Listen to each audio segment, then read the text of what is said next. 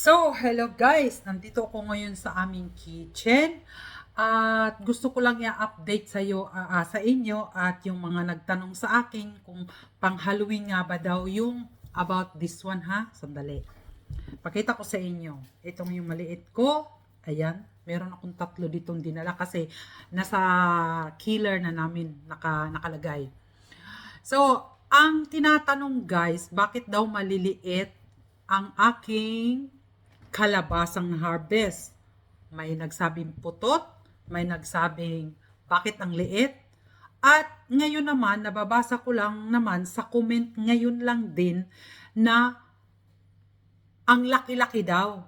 Sabi ko, nag-aano ako, tinitingnan ko, sabi ko, ano ba to? Napapanood nila yung palabas-balbas ko o hindi? Dahil may nag-comment, ang laki-laki naman, ang laki naman ng kalabasa, ang laki naman yan.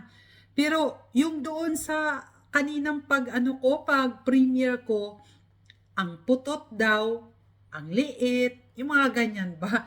Iaano ko lang guys ha, ia-update ko lang sa inyo kasi hindi rin to pang Halloween. Kinakain talaga ito. Ito ay Haikido, Hokkaido namin tawagin dito. Kung Hokkaido din ba yan dyan.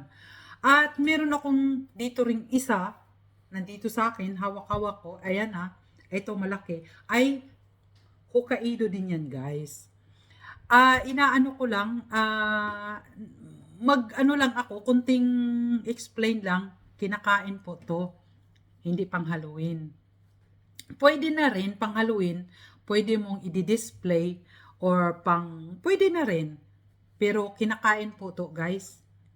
Ang tawag nito ay Hokkaido. At maraming salamat nga pala dyan sa lahat ng pumasok sa aking premiere kanina at ngayon kakabasa ko lang kay Sir Agri, tinawalan din ako ni Sir Agri.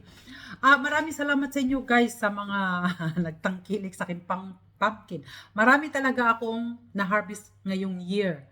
Tapos, yung pang Halloween ko na ang laki-laki, yung giant ko, next ko na yung ibibidyohan, ipapakita sa inyo dahil hindi ko muna harvestin dahil lumalaki pa.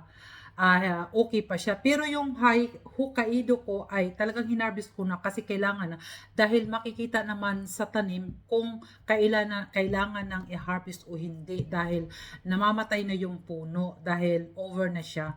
Yun lang guys, iano ko lang, nag-update lang ako. Maraming salamat sa tumangkilik sa premiere ko kanina. May nagsabing putot, maliit o kung ano pa man.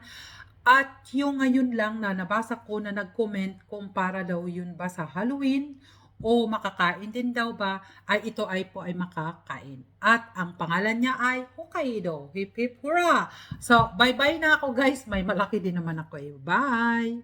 Ipahabol ko nga pala, mas malaki pa yung avocado ko kaysa sa na-harvest ko. Ayan. Yan ang pinakamaliit ko. Very, very cute. Mas malaki pa yung avocado kaysa sa aking pumpkin. Meron din naman akong sibuyas kung nakikita nyo last time. Ayan no, mas malaki pa ang sibuyas. Malaki din ang sibuyas ko.